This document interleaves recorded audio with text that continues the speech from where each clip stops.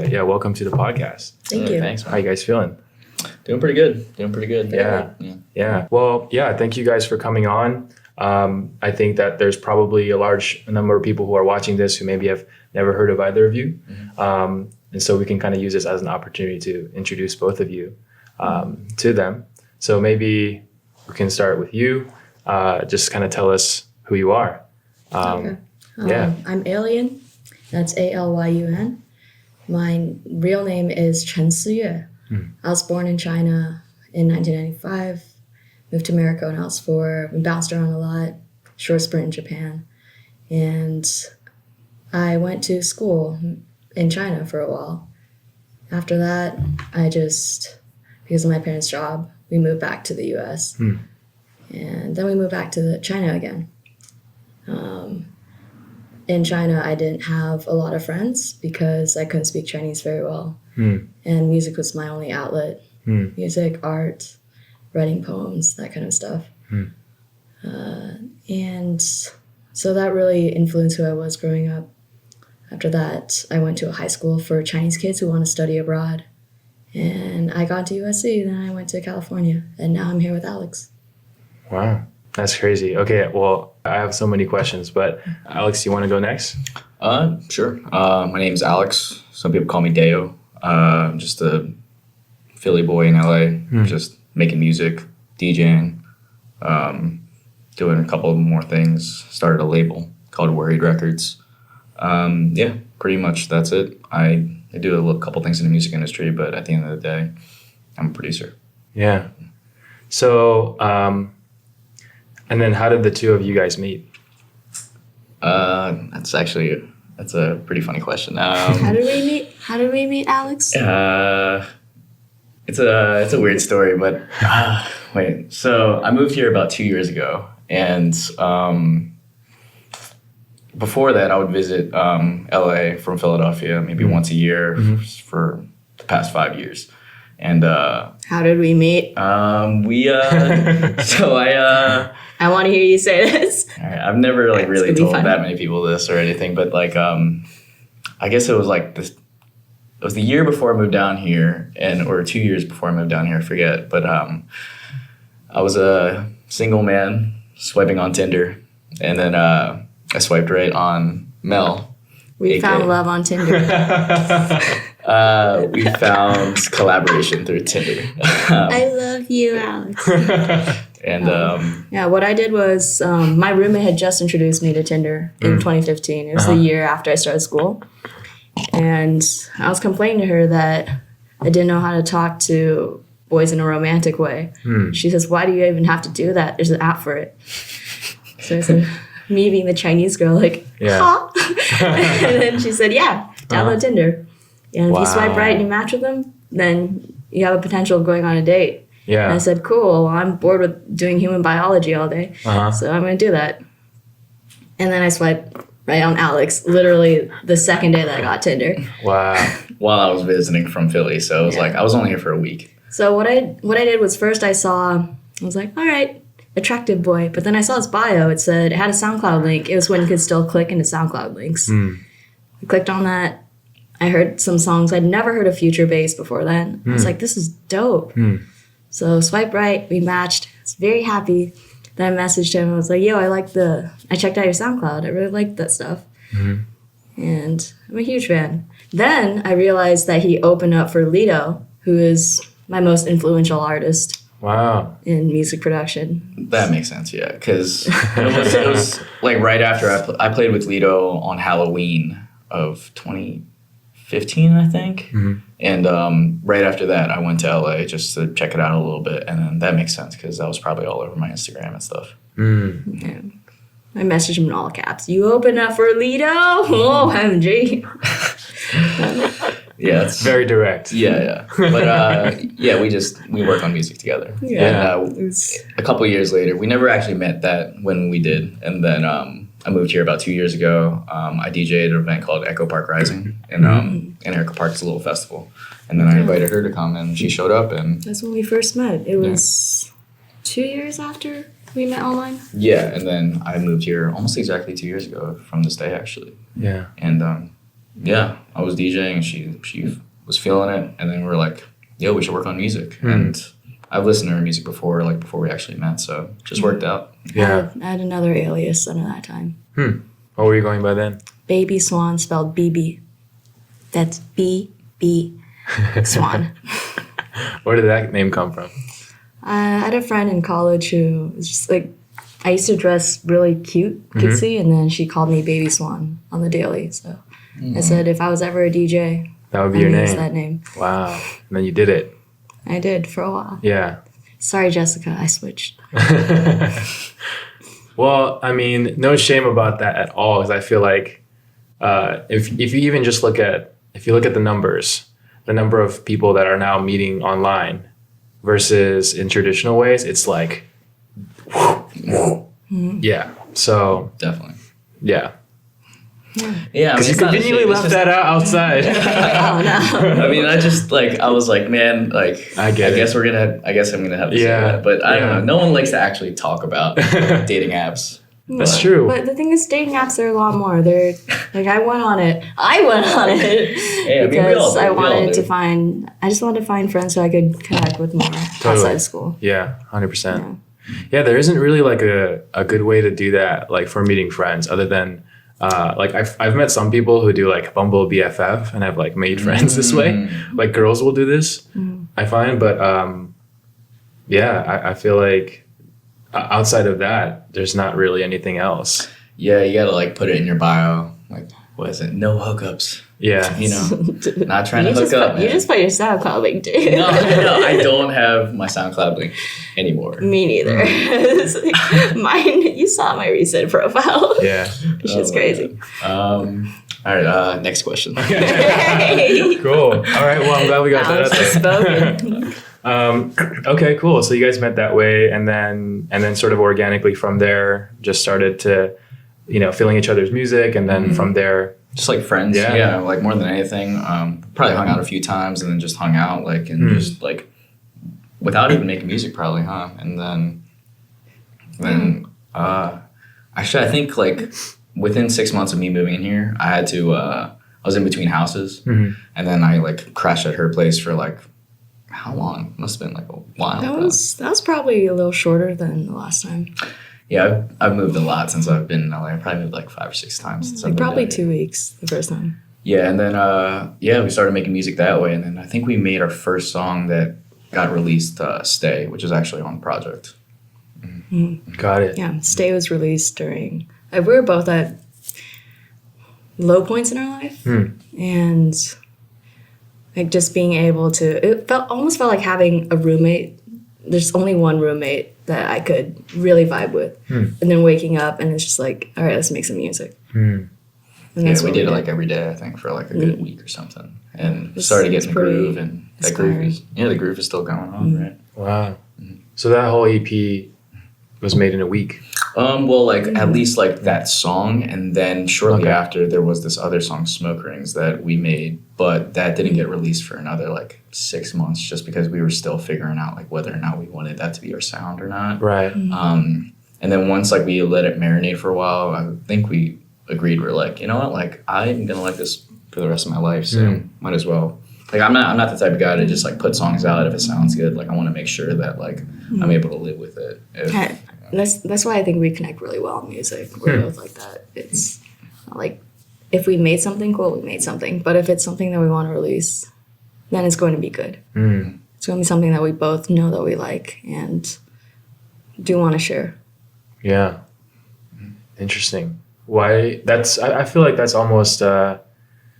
I don't know. It seems like there's two types of artists in the world. There's that type of artist, and then there's people who are just upload, all my work's in progress, and there's kind of two philosophies there. And so I'm curious how both of you independently sort of ended up with, that philosophy that, more or less kind of allowed you two to be on the same page right away. Because once you connect on that, maybe a lot of other things sort of, connect afterwards too. Would you say? Yeah, definitely. I think we both just had that in us. That's also why like, I'm very proud to call Alex my best friend right now because, aw. But it's like we do have very similar philosophies towards music. Yeah. And how we go about it, how we release it, how we want to share it, how we want to keep it to ourselves. Like there are days where we'll just make stuff and it's just for practice, right, or whatever. Right. And yeah, I mean, I listen to music. I'm not like, obviously, like whenever people like put out music that way, I think that's admirable. That's really admirable, especially if you're a producer, a beat maker. But if you're working with vocalists, you're dealing with complex ideas. You're dealing with like storylines, and you're dealing with branding, and you're dealing with like things that are going to be attached to your career as long as you have that same name. So if you are not happy with how accurate or how you were portraying yourself during that time, it could be a regret that you'll have for the rest of your life. Right. And if that means that, that in order to understand that, you have to just sit on music sometimes. As a beat maker, though, it's completely different. Like, like you could just put out beats, you could put out like instrumental, SoundCloud, like whatever you want, and it's just practice. Like Iverson says, it's just practice, But if you're a vocalist, it's completely different because that could change the whole trajectory of your career. So at this point, like I did used to make a lot of beats, but now I just almost work strictly with vocalists. So and also I listen to albums. I listen to albums almost exclusively, and I still listen to some singles, but I don't really listen to like playlists as much. I know if I hear from a good amount of people that an album's good, like we were talking before, we were talking about Rich Brian's album. Right. Definitely gonna give it a shot.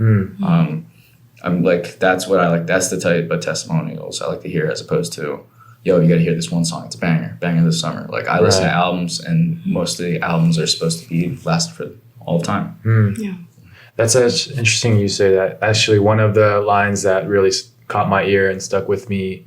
I'm still listening to. I think I got the first like maybe quarter of it down, but he says something along the lines of, I want to make music that will be remembered longer than a week, and make music that you feel. And but just his delivery on that, that, just because like the first two songs before he did that were just like so good. And you can, each bar, each transition from, song to song is like, it's just so well done that when he says that, that's the sort of lengths that he's gone to put that kind of music together. So so I think if he was in the room, he'd probably sort of vibe with what you guys are saying too. But I think he'd agree, right? He'd probably agree. He'd probably, like if he's able to translate that idea like through the music, then like, and you were able to like, I know you've only had like a week to listen to it too. Yeah. So I think Rich Brian's done a lot of thinking for his last album, a lot of experimenting. Yeah. And that's why he has the new album that he put out today. Right. It's very much him. It's an upgraded version of sounds that he probably heard in his head, but really couldn't get out at that time. Yeah. Or was trying other ways to do it, but it wasn't really him. Yeah. So that's why I like that album a lot. So, okay. So I think we kind of both, we have sort of a light introduction to both of you, and how you two met. But we haven't really got into much of the details of like, your whole history throwing parties in Philly, and some of the people that you've been able to share the stage with or bring in as special guests to your city, and haven't really gotten super into kind of like your creative process.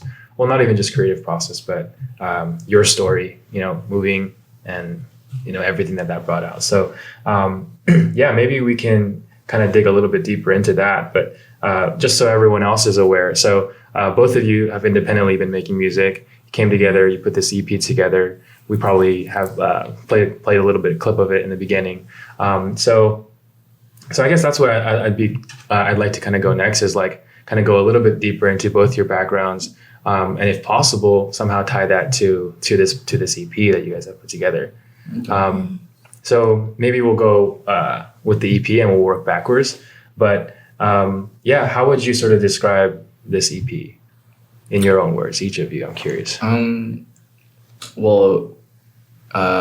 Shout out to like my guy Edwin. He's our creative director. He helped us like name the EP, and we weren't sure if that's what we wanted the name to be, but at the end of the day, it accurately depicted like where we were at and how the EP sounded, I think.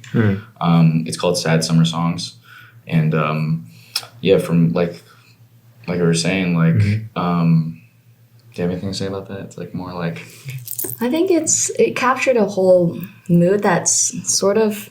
I know summer in LA, it's always sunny, but summer in a lot of other places, there's rain, there's clouds, but it's still summer. It's hot, people are still doing summer things, but you'd have to think, like, there are different moods to go along with that. Like, you might feel sad during the summer because of how the weather's affecting you. You might have different thoughts if it's not always shining on you as the sun all the time. Right. And I think I took a lot of inspiration for this album from the feelings that I felt like back in China, growing up, how summer was like there. Right. And also especially last summer when I had like a lot of relationship thoughts. Going through the feels. Yeah, like going through the feels. Yeah. And getting that down onto Ableton, onto Logic was the best thing possible for me. Yeah. But like the whole album, it deals with concepts of loss, denial, acceptance, and something in Chinese called 释怀. I think in English it would translate to relief, but it's a little bit more than relief. It's somewhere between like actually feeling relief and accepting that relief. So that's the best word that I can think of for the entire album is 释怀. And it kind of pains me that I don't know how to express it too well in English. Lost in translation. Yeah, that's interesting. Yeah, tons of feelings that exist. There's a word for it in certain languages that just doesn't really work when you bring it over, right? Yeah. So maybe you could tell us a little bit more then about kind of your childhood. So you said that you were born here. No, I was born in China, and then you came here, and then you went back. Was that? And then you. How old were you when you went back to China? Yeah.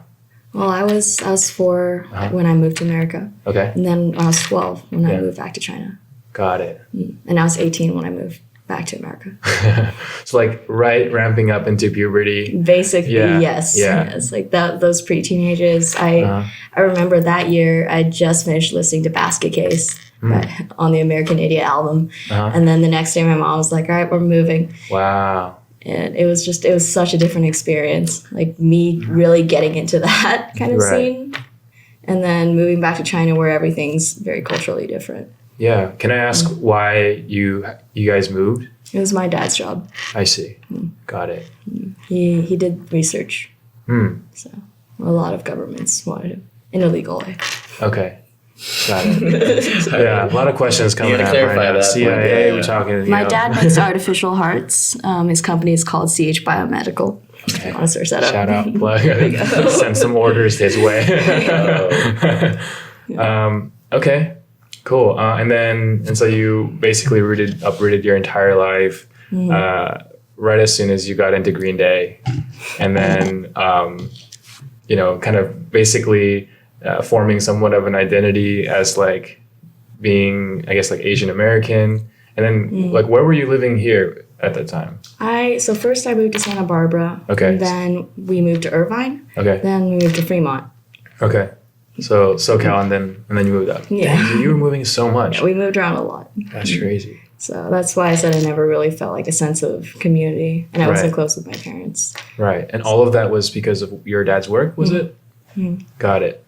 And so at some point, maybe after that had already happened a couple times, did you just kind of start to anticipate that this is going to keep happening? I did. Yeah. That's why I actually didn't mind moving in elementary school. I was kind of outgoing in elementary school because I knew that I would always be somewhere else. So I was just free to be myself.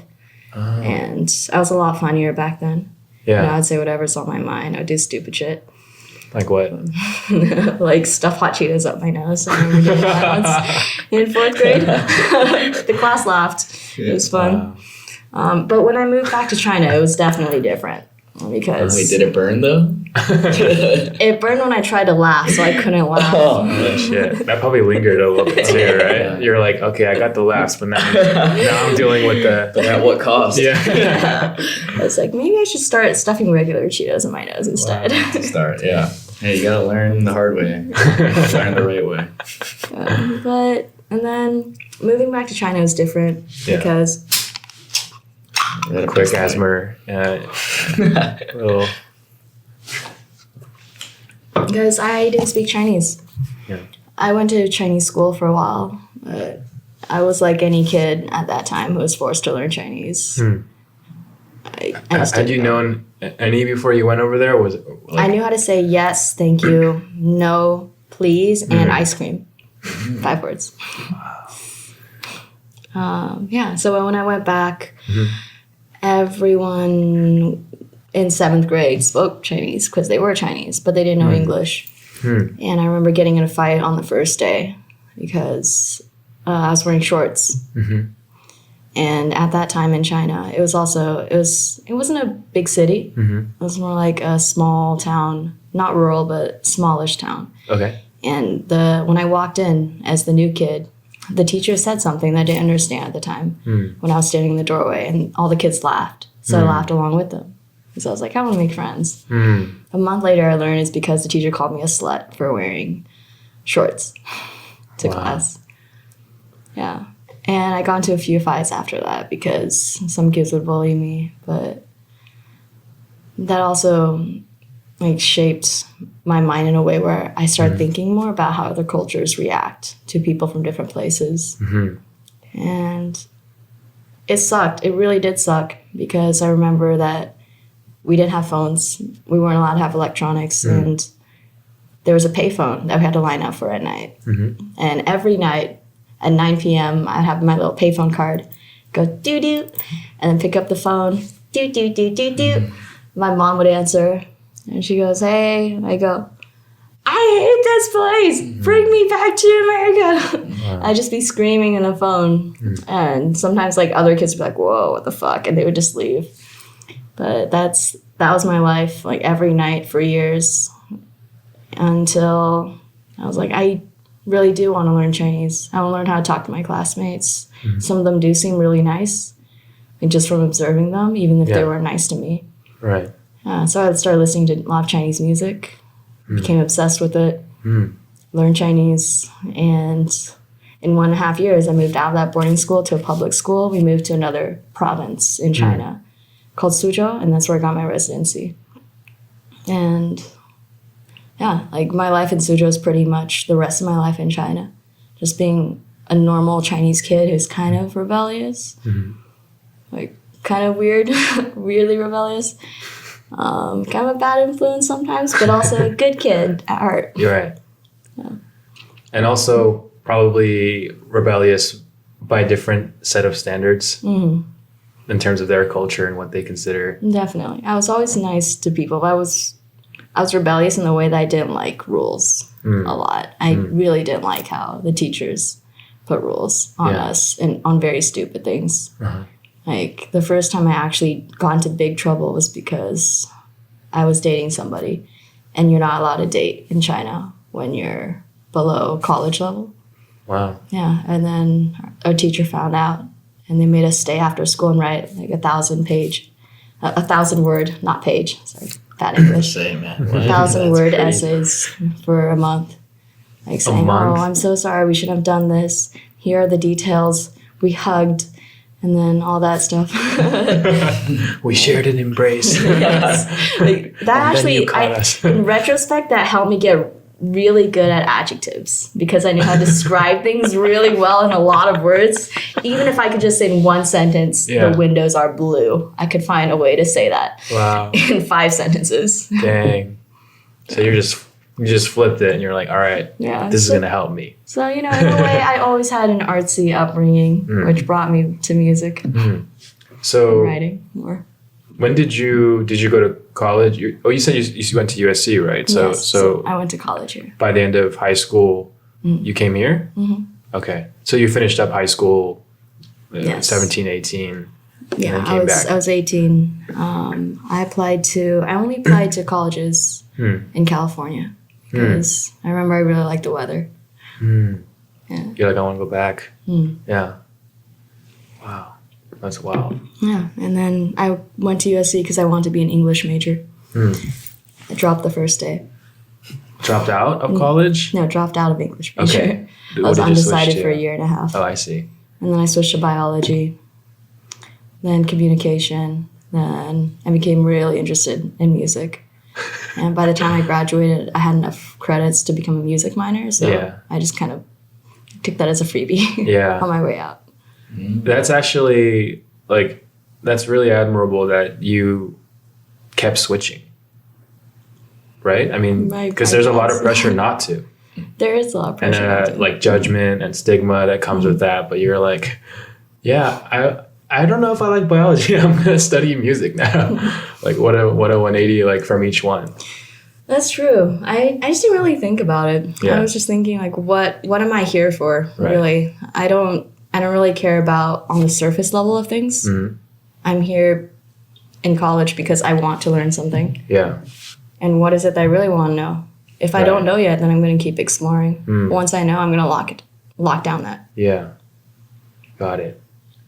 What were you doing while all of this was happening in her world before your paths crossed? Just opening up So for... when you were stuffing hot Cheetos in your nose, I was probably At that precise moment. oh my Atlanta. That reminds me of a story. Like, not many friends know this either. One time I was in elementary school, and this is so embarrassing. I'm just gonna say it anyway. I don't even care. My dad still hates me for this. One time I put a hot dog in between my legs, like just to make the kids laugh. And I got straight up suspended because I went to Catholic school. So like every year I would get suspended by like one like dumb thing I would do, and that was like probably around the time you did that.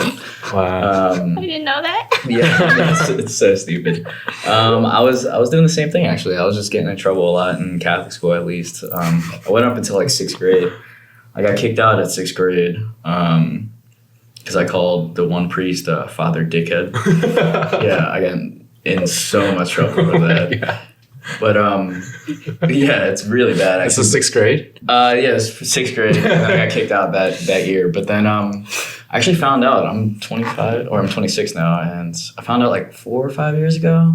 Yeah, like 5 years ago that he got arrested for like all like what priests get arrested for. Yeah, like the heinous crimes that they do. So then I yelled at my parents. I was like, "Yo, he really was a dickhead, though, man. He really was a."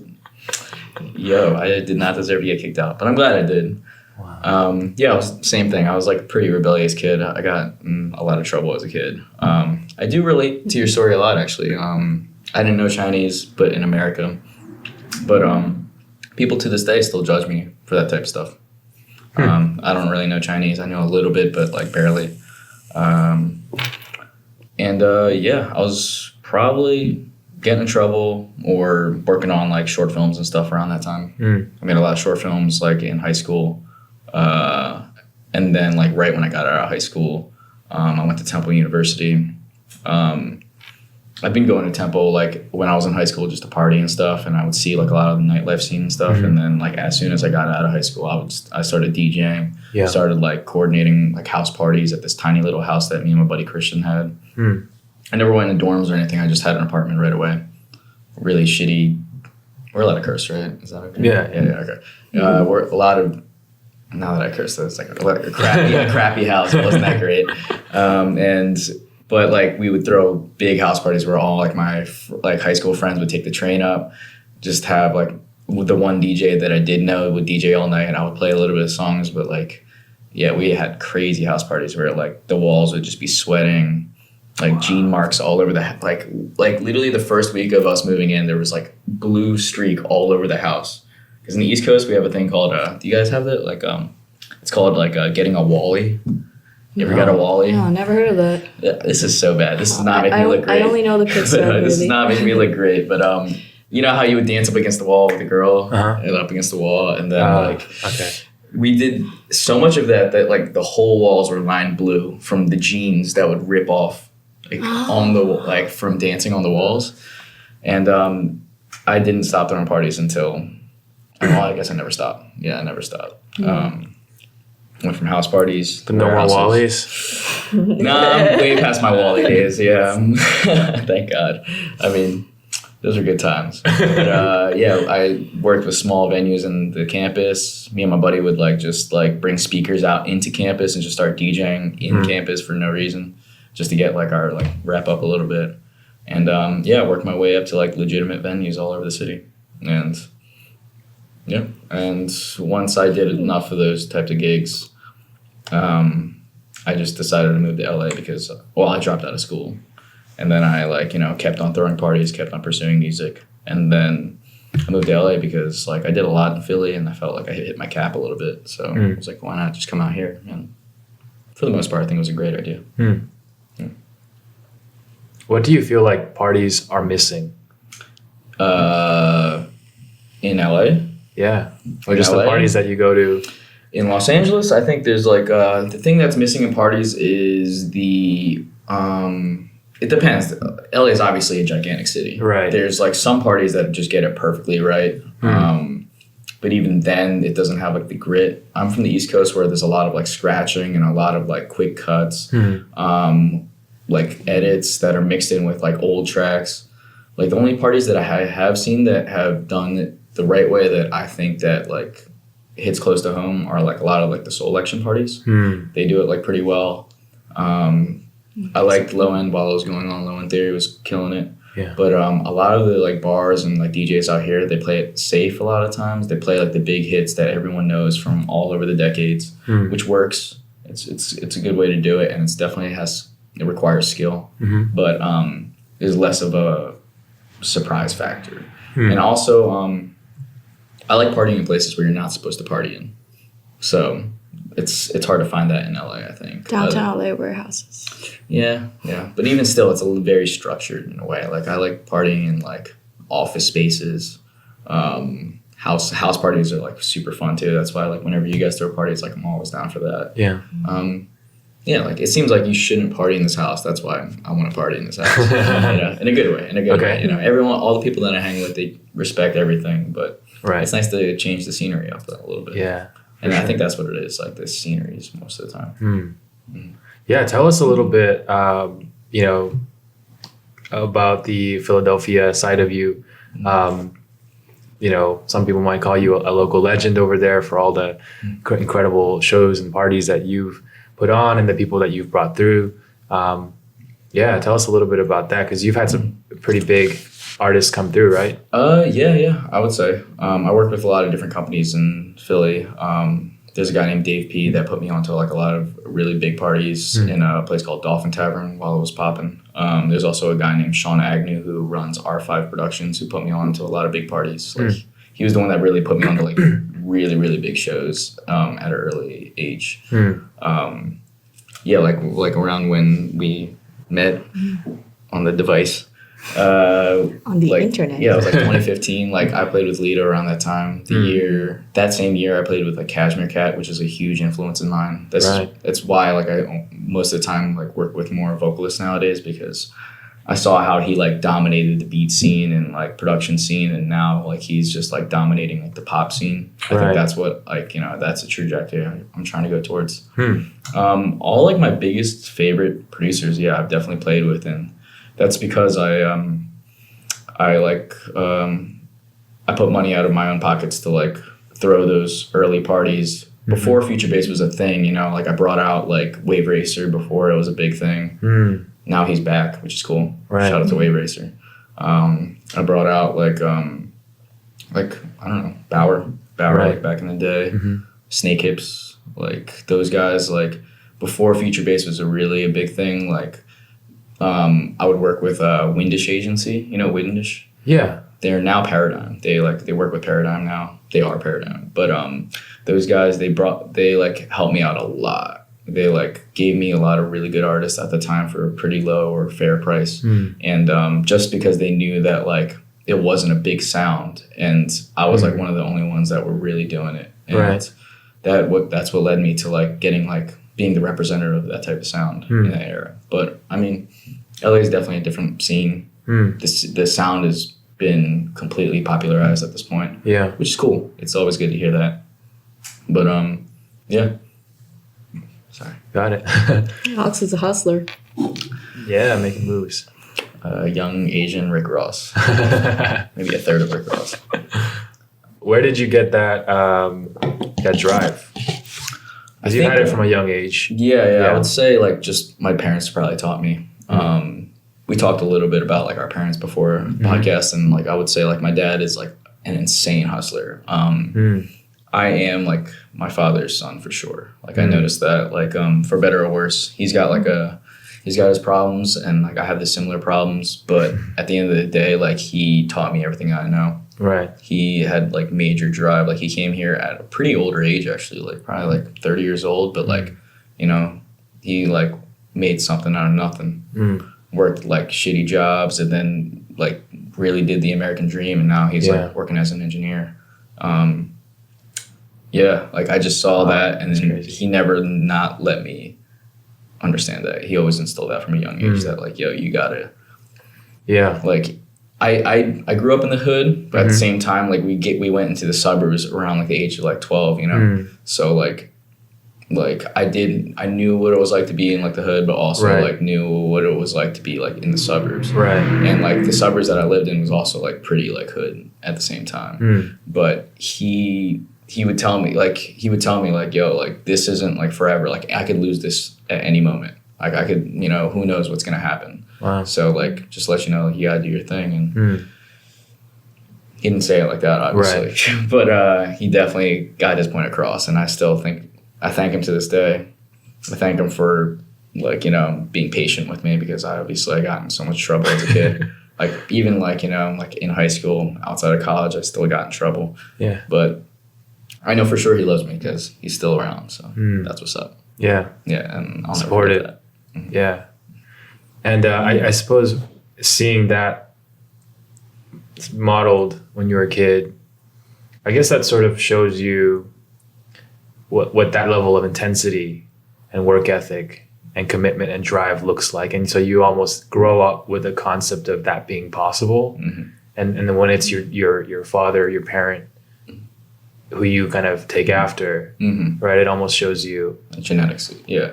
Right. Yeah. I mean, you said it right. Intensity, like intensity. Yeah. Like it's drive is like one thing, but the intensity of how driven, the strictness, the discipline. I mean, like he tried to be strict, but like he couldn't like control me as a kid. Like, which I feel very bad for. Like I hope my kids aren't like that, honestly. But like that'll be worse. Yeah. Jesus, don't say that, man. But, already cursed. I'm definitely grateful for what he taught me. I think it's a mix of the Asian upbringing and the East Coast upbringing. Yeah, and it combines, and it's just like it just turns into something different. Yeah, especially Philadelphia. I haven't been out there, but obviously you hear like all kinds of stories, and when they're all true. Yeah, and you hear of people that have come up from out of Philadelphia, and they all talk about like, you know, it's like pressure makes diamonds. Yeah. And it sucks because like we don't have an industry. Like we definitely have like an industry for sure, but it's not big enough where we're able to pay the people what they deserve to be paid. And which isn't like uncommon, because like there are only 2 cities in America that are able to do that. Maybe 3 if you count Atlanta, but like not as big as New York or LA, obviously. Right. Every city has like a small music scene, but like it's not like an entertainment hub the way that obviously New York or LA is. So yeah. So like there's a lot of like there's a lot of aggression. That's where a lot of the Philly aggression comes from. It's because it's a small city. Everyone's trying to take over. Right. But once you're in the city for like over 7 or 8 plus years, you realize like it's not even competition. And that's where when I moved to LA, like I came with that mindset. I didn't bring that from my hometown or nothing. I knew how to cultivate like a family, you know, how to cultivate like a scene, how to cultivate good connections. And I brought that to like a city that I almost knew nothing about. Meaning you winning doesn't mean I'm losing. Yeah. It's not a 0-sum game. You can win, I can win. When you win, I win. Not so much like the people in Philadelphia weren't like. Well, every small city. Right. Chicago, Atlanta still, you know, like Philly for sure, Baltimore, like there's a finite amount of resources, at least that's what people think. And then when one person wins, that like their competition feels threatened. But in LA, in New York a little bit, there's a little bit more of a different mindset where there's a lot more money that there is to be made. Yeah. Whether it be from the music industry, the movie industry, the any type of entertainment industry, like there's a lot of money. Licensing. Yeah, you realize like, hey, like just because when you find out like someone that you know has gotten paid, it's just like, man, it's more inspiration for you to like, man, like if he can do it, yeah, she can do it. But in another city, it's like, no, if they did it, I can't. Now that's an account that I can't get anymore. Right. You know, does that make sense? Yeah, totally. It's like a more mature mindset of the city. And that mindset instilled itself into the people. Yeah. It was a little bit of a transformation to really understand that type of stuff, because like coming from a small event group in Philly, I realized that like, man, like I wanted to be like the biggest event groups in Philly, but those guys, like the guys that helped me out actually, they still are the biggest event groups in Philly. They've been doing it for so long, like 15, 20 years. And it's like, if I really want to get that point, I can. But like that made me reevaluate my life a little bit, because it was like, is that really what I wanted to do? Because at the end of the day, music is my biggest thing. Like music at the end of the day, events and the audio aspect of it, you know, sonics of it. But like, it made me like realize like I want to produce the music. Like I like bringing people together, and it's like having a community is always better than striving for a goal all by yourself. No matter how much money you get by yourself at the end of the day, if you use that money all on yourself, it's just going to be you and yourself. There's not too much joy from that. There is a little bit of joy, right? But at one point, there's just like, it's just not how I interpret happiness or how I want to do things in my life. Like ideally, I want to make music with my friends, with more and more people. I want to expand the network of making music, have this music reach more people, have them feel things that they didn't realize other people could make them feel before, and then have them have a new outlook on life. Like just impacting that for me is the most important. Yeah. Yeah, that's really interesting. Winning. I think what's interesting is both of you have sort of come to LA, you know, having spent a lot of time sort of, a lot of your formative years somewhere else, and being, you know, ingrained in that culture, and then coming here with this fresh perspective and having to build, you know, almost from scratch. So yeah, I'm curious, like, how do you view, you know, maybe we could talk a little bit about like your view of the, you know, the music industry here, like you kind of touched on it just now, but yeah, you know, where do you feel like, how would you describe kind of the state of things today, whether that's, you know, the platforms and, you know, the monetization and like the hustle of like, you know, finding those streams of revenue, finding those sync and finding those licensing opportunities.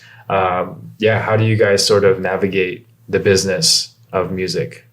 It's definitely tough if you are starting off like completely from square one. But right. I feel like if you have like a network of people that make money in different ways through music, I feel like it's easier to understand like how it would be to carve your own lane. There's a million ways to make it, but like it's completely different nowadays.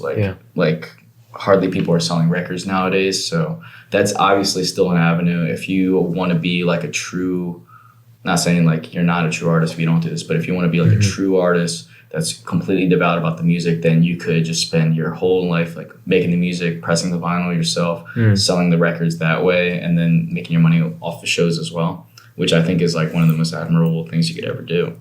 But if like, you know, if that's not like your lane, or that's not what the songs that you make like call for, then you could, you know, get them on TV, you could get them on like you said, syncs, like all types of like publishing and right. like, anything that could get you like corporate, like pretty much corporate money. It's just a different avenue nowadays. It's completely different, right? Yeah, like I think back in the days before like 360 deals were a thing, record companies, they would just get a cut. But now it's 360s. They get a cut of everything, whether it's merch or music. They even have the right to like get the copyright to your music now, which I think there's a lot of pros and cons about 360 deals or how the current way that labels are managing artists works.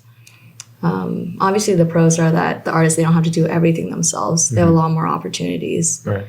And they can get access to funds like recording studios, producers, Right. and mixing engineers, mastering engineers that they would not have the funds to otherwise. Right. But also, it's a lot easier for them to just stop because, like, say a big record label signed an artist. Obviously, that would go two ways. The artist can be really happy about it and then just be like, all right, I'm going to dive 100% into this. Or they can just be like, all right, no, I don't want this. I'm going to do my independent thing. And it might be a lot slower, but this is what I want to do right now. However, if something that big comes towards your way, I think a lot of artists would still be like, let's try this out. And then the record label has right to drop them at any time with no consequences. Like if they're not pulling enough sales for a single or an album, then they can just drop them, and then that crushes. But they're also they're also only signing people that have made big name for themselves like independently as well. Like I think Chance is one of the biggest like examples of that, where he pressed like his acid rap vinyl like pretty much like, I'm not saying like he didn't have help, but like, you know, he was independent, like making his first album. He made waves, making his name like bigger, and then the labels almost like have to sign him. So that means that like there's no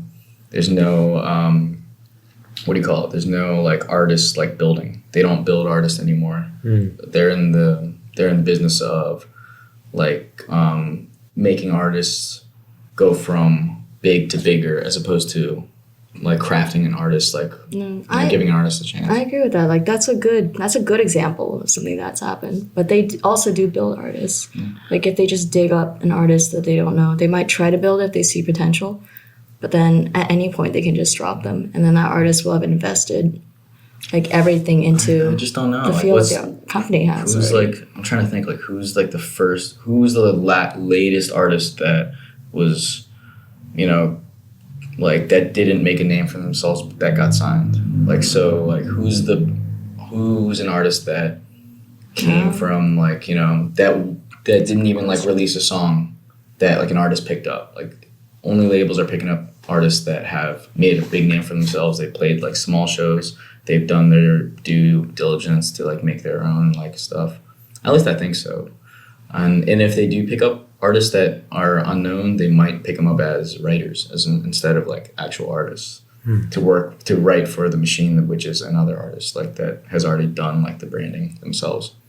Like I feel like labels don't do as much branding anymore. Like the artist has to do it, which is good because if you're really about it, then you will do it. That's what we're doing, you know? Yeah. We're like, you know, we haven't been approached by any labels, but like if we keep on doing the work, we will, and then we will have the option to be able to say I don't know. I think it would just be nice to have a team in itself where it's like everyone is definitely working towards the same thing. Like I think most of all, what the music business is like now, it's more leaned towards the record label. What the record label can benefit from than what the artist can benefit from.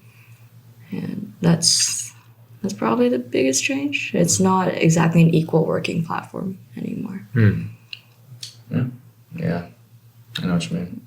Yeah, speaking of which, do you guys have any thoughts top of mind about the platforms? Like I know you had you spent a lot of time on SoundCloud and you've seen it kind of go through the different phases. Curious what sort of your summary of SoundCloud is. It's a little weird, yeah. It's cool like how SoundCloud's still a great like platform to discover good new music. It's still like relatively great when you're trying to like just upload music without like any intention of I guess like I haven't been on it like recently, but like are you able to like upload like copyrighted tracks like remixes and edits? Do you know about that? Do you have an answer? Yeah, do you know about that? It seems inconsistent. I mean, people are still having content taken down Mm-hmm. or uploaded and then immediately within first 5 minutes, like it's not It's been right. flagged. Yeah. Or some algorithm detected some sound. And then I see like flips and remixes that have like 250,000 plays and like 100 comments. And then that artist has like 7,000 followers. So like they're big enough to where Is it a pattern though? Is it like really like that? it's really hard for me to find like a consistent, you know, Like reasoning. yeah. That's my biggest thing about it. I mean, it came from such an honest place of just like, hey, like Absolutely. it gave you reasonings to make like edits, bootlegs and stuff to like just like craft your sound that way. Right. Because like when you if you're a beat maker that doesn't have much resources and you're using acapellas a lot and you're making a lot of remixes, you're still able to craft your sound instead of like just making the remixes to be played out. Right. A lot of my favorite producers and a lot of my good friends make remixes just to play them out. And they used to put them on SoundCloud, but like they're in fear of getting their SoundCloud taken down. But back in the day, you'd be able to make a lot of remixes without any intention of like, it's just like, I thought this was cool. Right. All I did was add a kick, a snare, an 808, and it made the track completely different. Right. And it helped them craft their skills and sound. Yeah. And like hearing the feedback from actually having it released, being reposted without like it being too oversaturated. Sorry, I can't even talk. Oversaturated from like all the different networks.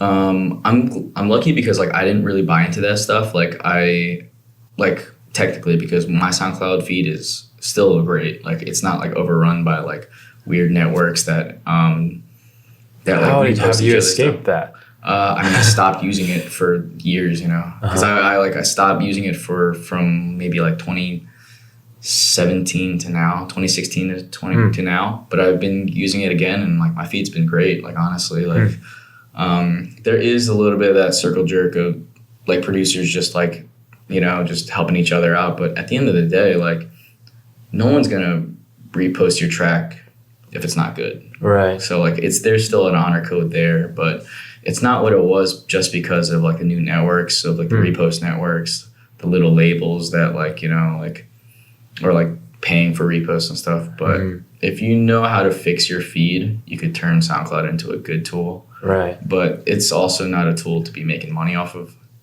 directly. It's more of a marketing tool, I would say. That's SoundCloud. I think like when it comes to distribution and stuff, like it'd be nice if Spotify like still allowed that user upload function for distribution, but I think they just discontinued that. Right. They had a beta for it, but they didn't. I think they took it down, right? Yeah, my one friend. Why does that That's pretty interest you recent. to have that ability? If you're able to streamline that, then it would be what. Be more fair to artists. Yeah, because they're such a big company now, like Spotify and Apple Music. Like if you're able to directly upload that, and then even though you are making pennies, but it's still a big network that is a viable way to make money. And if you're not like sharing like that cut with any distributor, then that'd be great. I know a lot of distributors don't take any cut, but like there's things like Stem takes a cut, I think. Right. DistroKid just has a monthly fee or yearly fee. Yeah. Yeah, there's different ways to do it, but there's problems with each one. It'd be nice to have like a platform that like as a problem came up, like they would like have people to beta test it and like just like I don't know. It's hard to say like how to avoid those problems. Yeah. Do you have any thoughts on the platforms? I was just that got me thinking. I wonder why the beta didn't work for Spotify. Did it really not work, or was it just because it didn't work on one end of the spectrum? Yeah, I don't know. Maybe like DistroKid and CD Baby were just like, you got to take down that function, man. You're gonna take a lot of our users. Like how many people would stop using the distribution companies if Spotify or Apple Music allowed you to just manually upload your own stuff? They'd probably cut at least like, I don't know. Yeah. I can't name a number, but like maybe a quarter, Right. half, probably even more if you think about it, right? You don't need that. Yeah. I remember seeing an article pretty recently about that. And I think it talked about part of their reasoning of why they had done that I'd have to go back and look at how exactly they articulated it. But yeah, I remember there was a reason. I'll look it up for you guys later. But yeah, cool. I'm not an expert on it by any means, but like it'd be nice in a utopia world, and I'm pretty sure we're not far from it, honestly. As long as like, because I'm not like a guy that shuns any of those like streaming. I only stream. I barely buy music unless like I'm gonna DJ out. You know? And I mean, I go to record stores and buy like cheap vinyl and stuff, you know. But like more than anything, like I stream, and the more people that do stream, the better it is, because like that is the future at the end of the day.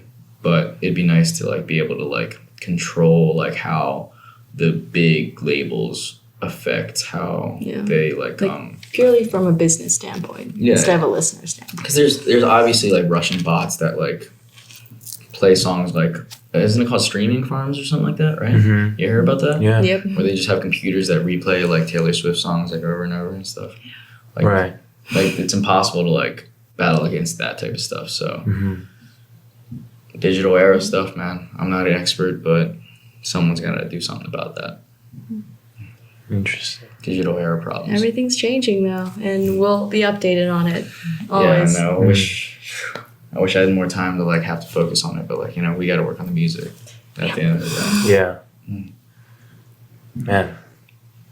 A lot to think about. Yeah. So one thing that you mentioned outside before this was you just started your own label, and you mentioned you have a pretty unique, very modern way of thinking about how to model the relationship in a way that's really fair.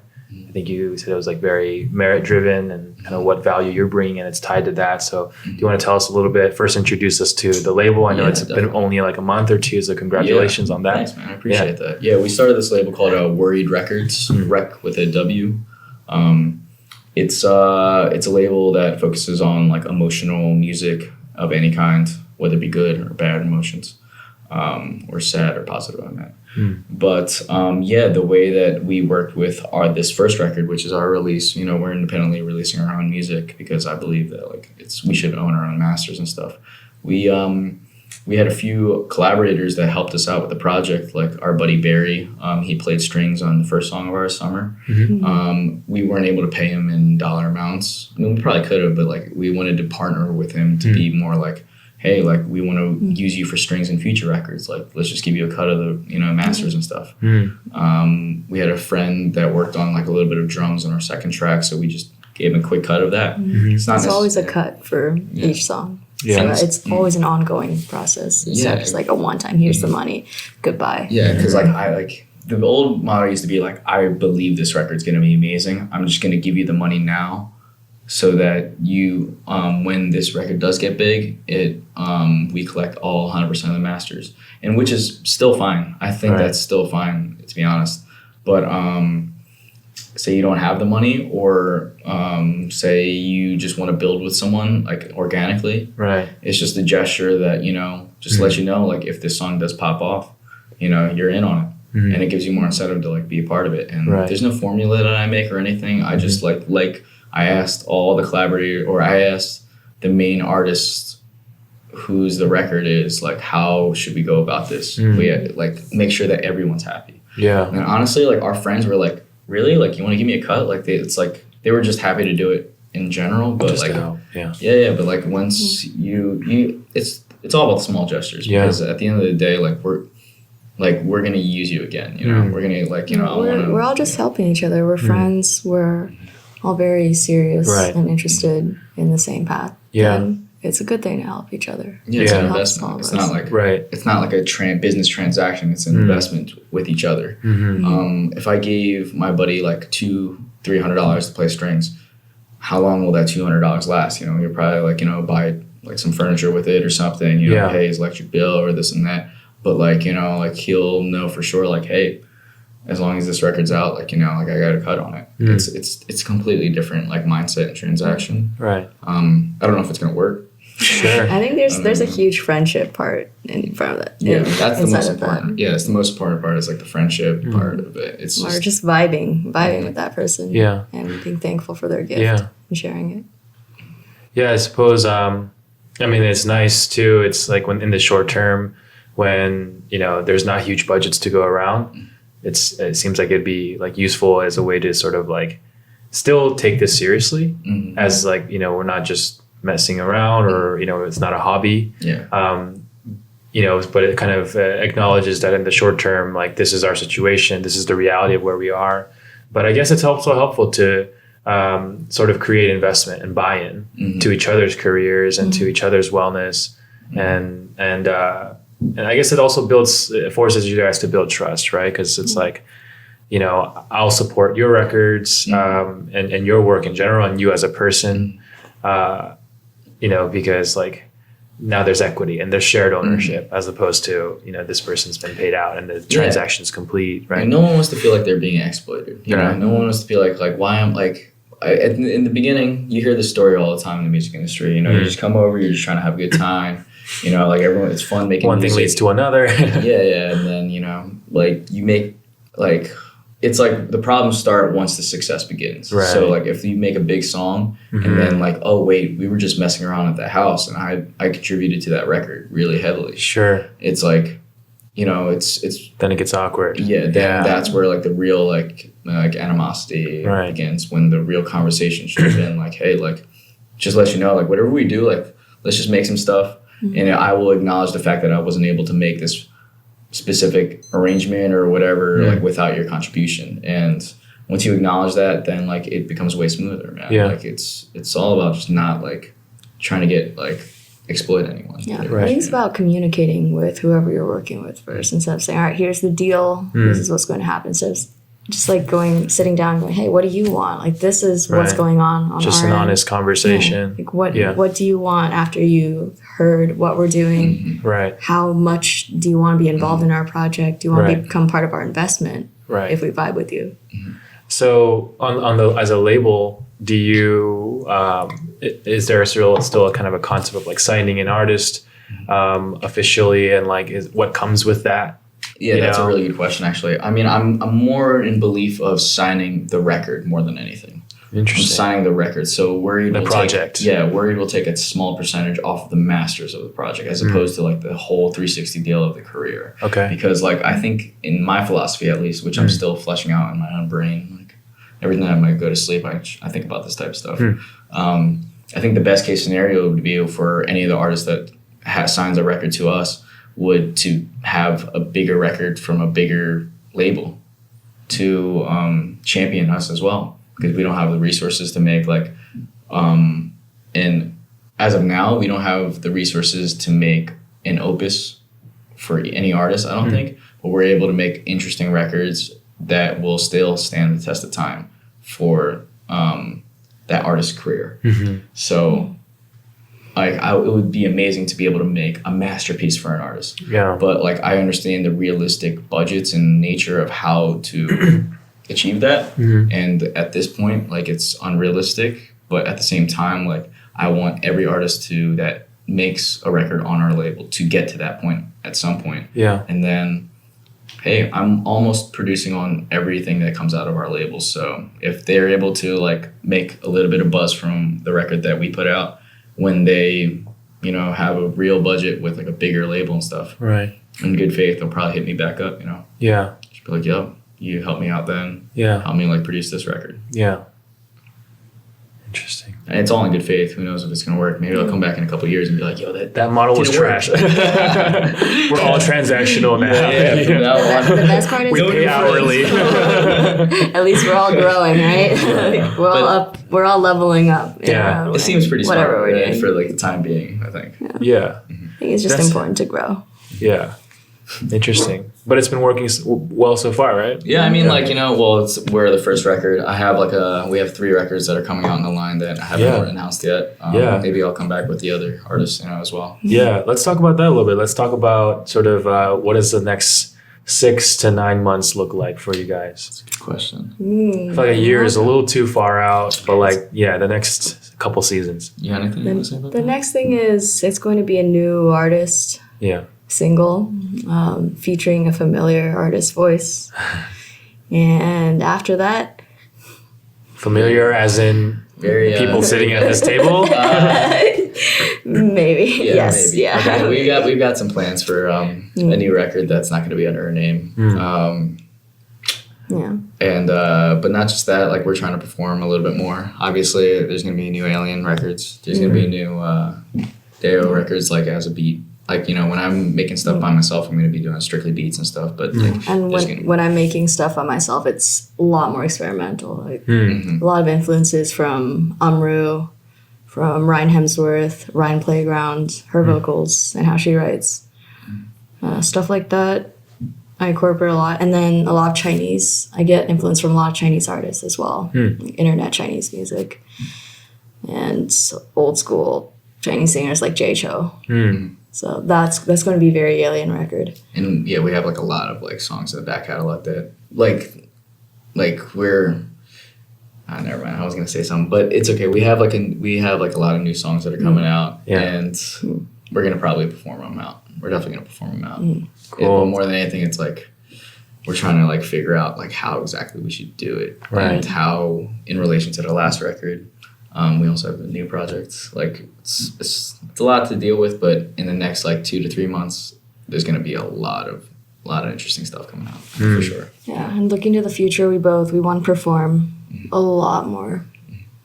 So we might be going back to my hometown. Wow. Sort of. Yeah. Try to do a little China run. Yeah. You know? That's what I was going to ask both of you is how much you guys factor in like an Asian audience into what you're doing, because I mean so much of it sounds inspired by, right? Not just, you know, sonically, you know, some of the artists that you mentioned, Jay Chow, but also inspired by your time there, right? There's like this through line from your, you know, your high school puberty years and all your emotions then to who you are today. And then so I think performing in China, it's going to be a lot personal to me because it would feel like I finally came back around, and I know how the crowd would react to certain things. And I used to. Do you have an example? Like for example, oh man, sorry mom if you see this. Sorry, I used to sneak out of my house in high school at night a lot. Like our floorboards would creak.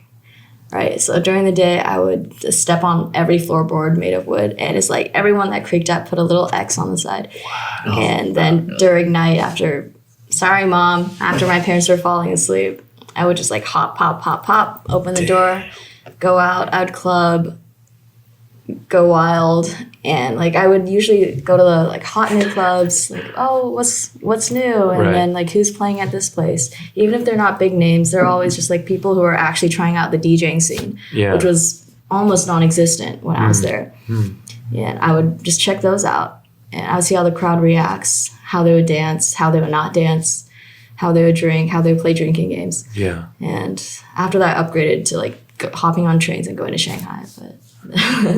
There's that. Like that was a huge part of my childhood. So I would really like to perform there because I want to see not even the same venues, but just in the same places where like around where that all started for me. Into the actual club scene that I was introduced to. I want to be part of that. I want to be directing it because it's changing still. In a better way. Okay. And I think you would cover more of like the real like Asian audience, I would say, like more like China, how like the people that were born in China that have never been to the States, I think you have a better idea of how they would perceive our music. I think when it comes to the Chinese artists, Chinese fan base that would be in America, I think I would understand it you would understand equally as much as I did. Yeah, I think you'd probably understand a little bit more than I did. But I mean, like it's still like diversified in that way where like, you know, I think if we really took time to like consider the audience, like they would be our main core. You know, as of now, it's mostly just like local Philadelphia, Los Angeles, and you know, your friends from like USC and stuff. But like, I think at the end of the day, like that will be our core audience, just because they would understand where we're coming from. Right. They would understand like exactly like the upbringing that we had, like the shared experiences, shared memories that like you just can't you can't explain to people that just didn't grow up with that type of stuff. Yeah, I want to expand from the core. Oh yeah. That's crazy. Okay, I have a few last questions. Where, given everything that you just said, in 5 years, if you just had to make kind of your best guess prediction of where, if you keep, you're faithful to everything that you're talking about doing and sort of these ideas and things that are attracting you to, where could you see it being in 5 years, or like what would you be happy with? I could see myself like producing for the artists that I produce for right now. Yeah. Adding like more artists, obviously, that like I'm probably haven't met yet. Mm-hmm. I'm probably gonna meet some new artists that I'm gonna be working with. I just want to make the records that I loved growing up, and making new records that have never been even like heard of. Like a lot of people say this record that we put out is very different than anything people have ever heard. But I want to keep on doing that, and I want to be able to like expand the borders of sound with the people that I love. Yeah. Whether it be I met them before, currently working with them now, or people I've never met before. And I also want to I just want to be able to be at a position where I could give the right people the opportunities they deserve. And I know it's vague, but I think that'll happen. Yeah. That's the North Star for you.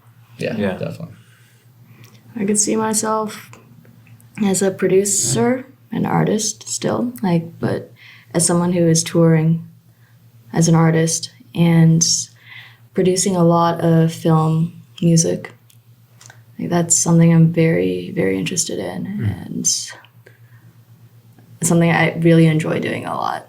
Like getting the mood, being able to sound design the mood for a scene. And actually recently I did a movie, it's a Mexican movie called Solteras, and I did 5 songs on there. Oh wow! My friends, it Scoring just released. No, it's Mexican. Oh, you scored it? Yeah, I scored that. I scored the songs that's singing on it. It was my vocals and then half production on my part. And then I did a short film with a USC film student that was about Asian beauty standards. So I scored the music for everyone's background, and then I wrote a piece, and then I got to produce my own voice and my own music for that, as well as actually act in it. So that was fun, but I really like sticking to the music part more, and then performing on stage. So those are the 2 important things for me. But expanding it more visually. Yeah, in the studio and on stage. I just want to do that. So no hot Cheetos? Like no, you're not going to keep... Only in my mouth. For now. For now. Okay, and then what advice do you all have for your younger selves? How young? High school. High school, okay. I would say like, don't sweat it, man. Don't sweat it. It'll be all right. I'd say just keep being kind and remember that people are good inherently. Bad shit will happen to you, and you're gonna do some bad shit, but you have to all take it into perspective and remember that, like, as human beings, we're all meant to live together on this planet. Peace out. Dope. Well, to wrap it up, shout outs, people you want to give a shout out to. Barry Fowler on strings for Summer. Ian Glenwood on drums for Smoke Rings. Chris Wong on keys. He's an amazing keyboard player. Young Citrus for just jamming with us on guitar. Dane Piper, amazing guitar player. All right, I'm going a little bit too far. 2 more people. Brian Maloof. He is my mentor when I was in school. He was the one who really got me into mastering and helped me to actually be proud to say that I am able to master songs. Neil Desby, who is my music composer teacher. He helped me a lot because he was one of the first people who listened to my songs when I was afraid to show them to other people, except Alex. Alex heard my worst songs ever. Yeah, and also just shout out to my parents for being who they are and growing alongside me, making mistakes like I do. Dude, that's what's up. Nice. Yeah, I mean, shout out to all of them. They're really dope people. Dane is like an insane guitar player. I would shout out like our creative director, Edwin. He's the man. He's helped us like craft like our like look when it comes to like our stuff and Worried Records stuff. I'd also shout out my good friend Nkosi. He's like my business partner when it comes to our events. He's held me down in LA like from day one, straight up. Mel, she's already here, so you know why I love her so much. Definitely my parents for just never giving up. Yeah. I'll say Cool. that.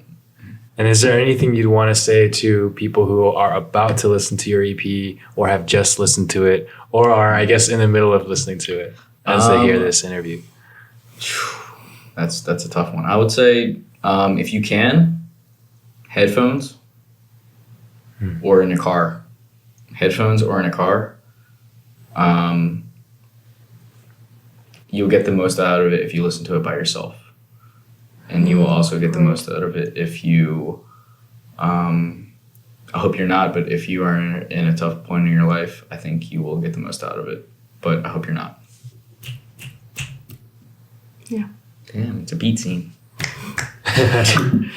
You want to add anything to that? Apart from that, I'd say just if you like it, I don't know, low key show your friends, show your crushes and stuff, because it's a good song to show your crush. I think. If they listen to it by themselves. Yeah, if they listen to it and they don't judge the hell out of you, they're the What one- is they're the one. That's how you know. and Cool. they're very intimate songs. So, Yeah. like Alex said, you would get a lot from listening Right. by yourself and on headphones and just Totally. being comfortable. Yeah, it's with super yourself. raw, very vulnerable, very open. Appreciate that. Yeah. Anything you want to plug as this is the real last one? Anything you want to plug? Whether it's like your guys's, I don't know, anything. I'm DJing September 4th at the Friend Bar. Silver Lake should be cool. If you're in Philly, like from the 5th to the 15th, catch me out there. Yeah. Also, Alex has a monthly thing at the Friend Bar called Last Call. Yeah, that's And- what. That's what it is. Okay. But you didn't say it was monthly though. I'm just saying that it's monthly. It's monthly. If you're in LA, people roll through. It's in Silver Lake. It'll be fun. Cheers. Friend Bar. All right. Yeah. Do you want to plug anything?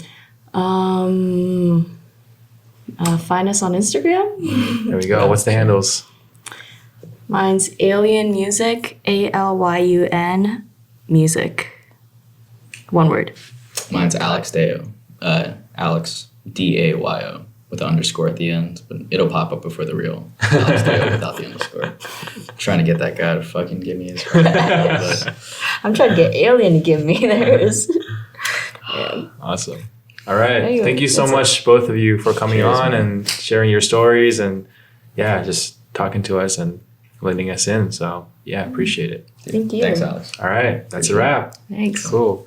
Yeah. All right. Fuck yeah. Sweet.